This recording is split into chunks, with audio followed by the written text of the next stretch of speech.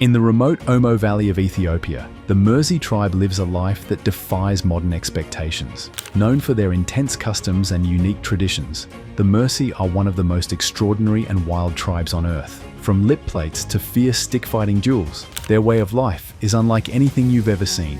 Cattle are the cornerstone of their society, playing a pivotal role in everything from social status to ritual ceremonies. But here's the twist. How do they maintain these extreme practices in today's changing world? Subscribe now and hit the bell icon as we explore the wild world of the Mursi tribe, where ancient customs collide with the modern era. The Mursi, or Mun as they call themselves, are a Semitic ethnic group residing in Ethiopia, primarily located in the Debub Omo zone of the Southern Nationalities and Peoples region. They live near the South Sudan border. According to the 2007 national census, the Mursi population is 11,500, with 92.25% residing in rural areas of the SNNPR and only 848 living in urban regions. The Mursi inhabit an isolated area, surrounded by mountains between the Omo River and the Mago tributary. Their neighbors include groups such as the Ari,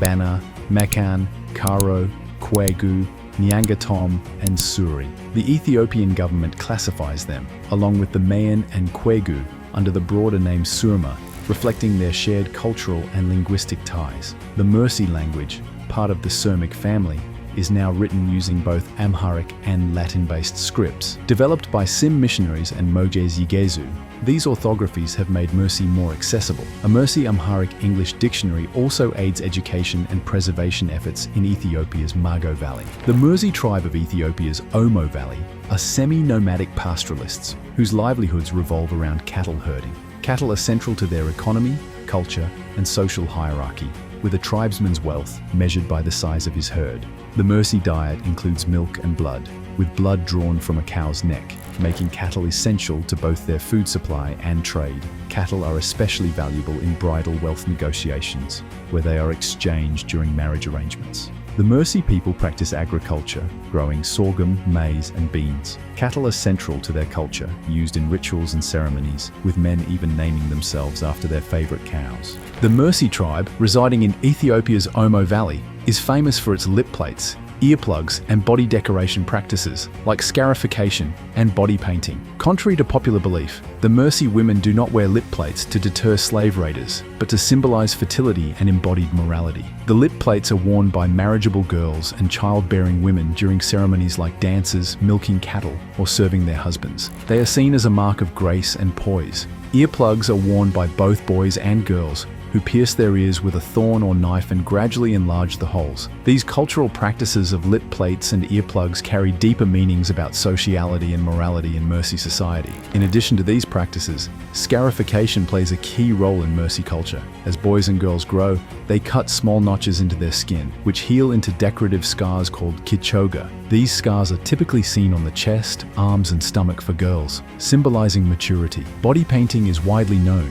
but often misunderstood. While tourists perceive it as aesthetic, Mursi people paint their bodies for pragmatic reasons, such as protection from the sun or thorns. Young boys cover themselves with mud or clay to prevent sunstroke, and older men use ash or cattle dung to deter flies. The painting also has medicinal purposes, as different clays and earth are believed to have healing properties. If you're enjoying this, subscribe and turn on notifications to stay updated on more incredible stories like this. The Mursi clan system, or Kabi, consists of about 18 clans that trace descent from different co-wives of the same man, with the largest being Komorte, Bumai, Juhai, and Garakuli. Members of the same clan are scattered across Mursiland, but there is a strict taboo against marrying within the same clan, and in some cases, such as the Komorte and Juhai, even interclan marriage is prohibited.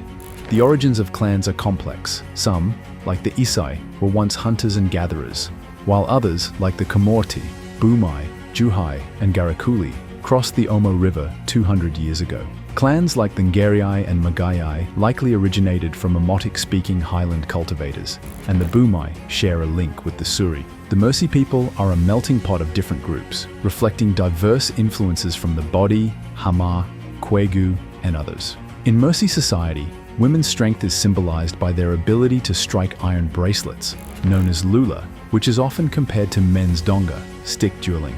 The plan, made from iron, is worn by strong women, symbolizing physical prowess. Women earn recognition as dole odinena, strong girls, through ula dueling, and only the most powerful are said to wear ula on both wrists, alongside many bracelets, sigi. Similarly, donga is a competitive stick-fighting ritual for men, using a 2-meter-long wooden pole cut from the gruya tree. Contestants wear a dueling kit, tuma, that includes protective gear such as shin guards, hand guards, and leopard skins. The aim is to knock over the opponent by striking with the pole. Victorious men are celebrated by their girl mothers from their mother's clan, but cannot marry them due to strict taboos. These dueling contests are serious events, often referred to as war.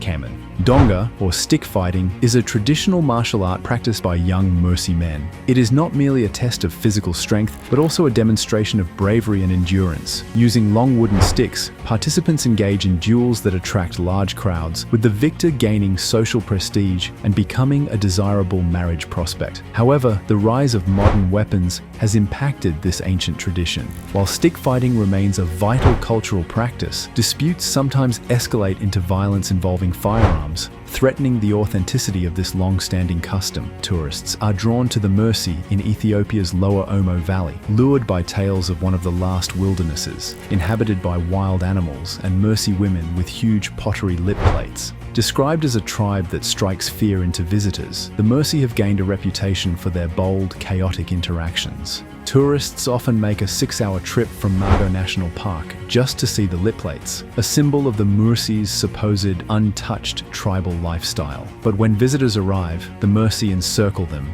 demand inflated payments for photos, and sell cracked lip plates, creating an unforgettable, chaotic scene. Surprisingly, this wild behavior is a cultural distortion fueled by the influx of tourism. The exaggerated body painting, cattle headdresses, and even women carrying guns are all part of an act to attract more cash. This brief, intense financial exchange often leads to drunkenness and growing feelings of marginalization among the Mursi. Foreign visitors began traveling to the Mursi people in the 1980s, drawn by their unique tradition of stretching their lower lips with wooden or clay discs. Before this, the Omo River Valley had been closed to foreigners since its conquest by King Menelik in the late 19th century. With the rise of tourism, settlers from northern Ethiopia also arrived, creating new pressures on the Mursi. By the early 2000s, hundreds of Afar and Oromo settlers had taken land, and large-scale irrigation projects further threatened the Mursi's way of life. The Mursi tribe, famous for their lip plates, now faces the risk of being denied access to land they need for cultivation and cattle herding. The establishment of Omo National Park and the involvement of the African Parks Foundation only worsened the situation. The Mursi are now fighting for survival, adapting to the new pressures of tourism, resource scarcity, and government encroachments on their land.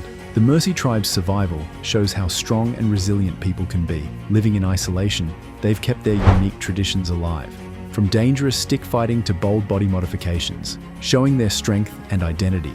But with the modern world getting closer, can these ancient customs survive, or will they disappear? How does a society so deeply tied to old traditions handle the fast changes of the outside world? Drop a comment with your thoughts. If you enjoyed learning about the Mursi culture, subscribe, turn on notifications, and stay tuned for more.